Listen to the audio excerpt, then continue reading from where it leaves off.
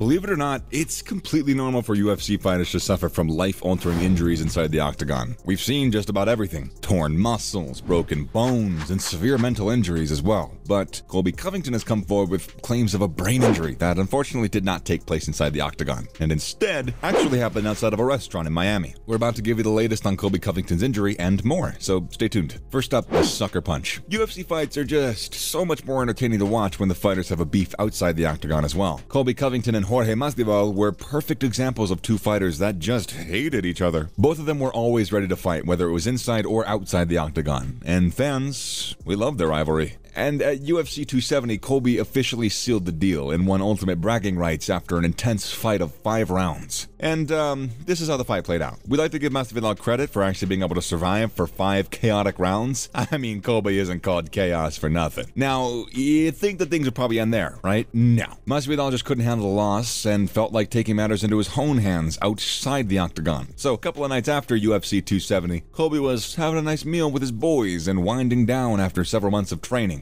Just as Colby was about to exit the restaurant, Masvidal, wearing a blue surgical mask and a hoodie, snuck up behind him and landed 2 sucker punches right on target. They seemed to have rocked Covington pretty badly. It was reported that the altercation left him with a chipped tooth, bruised face, a wrist abrasion, and a broken watch. But after weeks worth of legal proceedings, Chaos has put forward the claim that he's also suffered some brain injuries because of Masvidal's irresponsible, aggressive behavior in public. There's nothing substantial as of yet that can actually back Colby's claim of brain injury, but regardless, that got really serious for Masvidal. He's already been instructed by the authorities to stay away from Covington. This also means that he can't communicate with the fighter directly or indirectly until further notice. And if Colby does have some form of a brain injury, Masvidal could end up in jail for 15 years, or even face a fine up to $10,000. So, no more fighting? Alright, so we've given this a lot of thought, and honestly speaking, the whole episode just can't end well. It's probably going to be the end of Covington's and Masvidal's career. I mean, think about it. Covington, if he has a brain injury, who's going to let him fight in the octagon? He isn't fit to fight anymore if this is the case. Another punch or two in the head and it could result in something even more dangerous. Dana would be out of his mind to ever let him step foot inside the octagon again. And it's the same with Masvidal. If Covington's claim of brain injury is true, he's going to jail. And for 15 years at that. Looking at things from a realistic point of view, it really seems like both fighters have landed themselves in some serious trouble. But you're probably wondering, why did we say both fighters? Well, Colby's gonna have to go through some tests to determine whether he actually has a brain injury or not. And if he does, no more fighting. But if he doesn't, it sort of just paints him as a liar,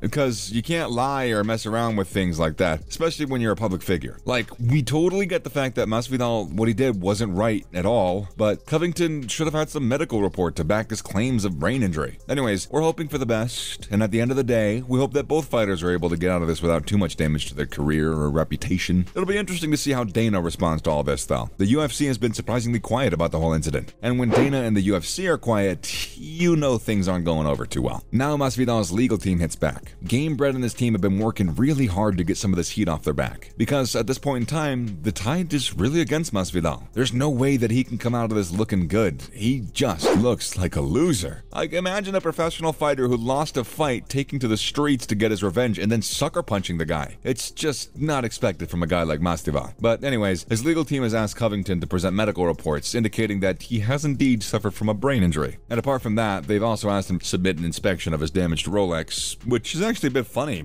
considering how both of these things are the complete opposite of each other. Masvidal has also tried to milk the whole mutual scuffle with another thing and narrative, but it doesn't really look like that's going to work for him. It wasn't really mutual if he had no idea you were sneaking up on him and clocking him in the face. Anyways, we just want what's good for the UFC. We're hopeful that Colby doesn't have any brain damage and Masvidal can get away paying a hefty fine or doing a bunch of community work or something to just make up for his stupid behavior. The UFC can also step in and issue a penalty or a definite ban on Masvidal to soften the blow coming from legal authorities. I guess we're just gonna have to wait and see how things unfold. In other related news, a death wish? Some fighters are brave, and others just have a death wish. Remember how difficult it was for Dana to find an opponent for Khamzat? Well, he did find the number 2 ranked welterweight Gilbert Burns, but Khamzat literally ran through him as well. This time around, Dana's done a tremendous job, though. He's finally found someone worth Khamzat's time. Yeah, we're talking about a fighter who's probably going to be the one guy try to give the Chechen-born undefeated warrior a tough time inside the octagon. If you thought it was Kamaru Usman or Colby Covington, in fact, if you thought it's like anyone who we just described, sorry, we lied to you, because the matchup we're gonna tell you about literally sounds like a death wish. Ladies and gentlemen, Khamzat Chimaev is gonna be taking on Nate Diaz at UFC 276. What a blockbuster. Boy, we're already starting to feel so sad for Diaz. If things go how we think they're gonna go, Nate Diaz is in for the beating of his life. Talk about a retirement fight. Credit to Dana, though, for scheduling such a fair fight. There's probably like a 5% chance that Diaz can cause an upset. Otherwise, 95% is pretty much going to be in Khamzat's favor the entire way. An easier fight. We already know the notorious Conor McGregor is finally making his way back to the UFC, and he's made it pretty obvious who he's got his eyes on. The fact that he wants Kamaru Usman after barely recovering from a broken leg speaks a lot about his confidence and his bravery, and you gotta give credit where it's due. But he also wants that fight because he's trying to do what no fighter has ever done before. McGregor is trying to become the only 3-division champion of the UFC, and to do that, he needs the welterweight belt. However, a lot of fighters and analysts think that Conor shouldn't be trying to score a comeback fight with a Nigerian nightmare as his opponent. Kamaru Usman is ultimately the #1 pound-for-pound fighter in the entire promotion, and with the way that he's been fighting inside the octagon these days, Conor's gonna have to tap back into his old self to actually make that difference that he wants to. He's being advised to pursue an easier opponent for his comeback, you know, to sort of get back into the rhythm of fighting. Honestly speaking, though, we wouldn't mind seeing Kamaru versus McGregor, though. Who knows? The Notorious has a habit of surprising people every now and then. Not going to break. Despite being under so much fire for underpaying fighters, Dana White isn't gonna break so easily. First, Jake Paul, and now his very own heavyweight Francis Ngannou. Seems like everyone's slowly gonna be against Dana White while demanding better payouts for their fights. But Dana White is at least concerned with how fighters feel about their current payouts. And in attempts to justify what he pays them, the UFC president recently made a comment about how boxers are stupidly overpaid. We don't know if that's true, Dana. Your fighters go through a lot to make you money, and you're paying them significantly lower than other athletes in the fight. It's just, that's not fair, man. We still think UFC fighters should be paid more. They're literally out there in the octagon, risking their bodies just for our entertainment. And that's it from our side, folks. So what do you think? Can anything good come out of the whole Colby and Masvidal incident? Will Gamebred end up going to jail? Let us know what you think in the comment section below. Remember, don't forget to like this video, subscribe to our channel for more exciting videos in the future, and thanks for watching, and I'll see you next time.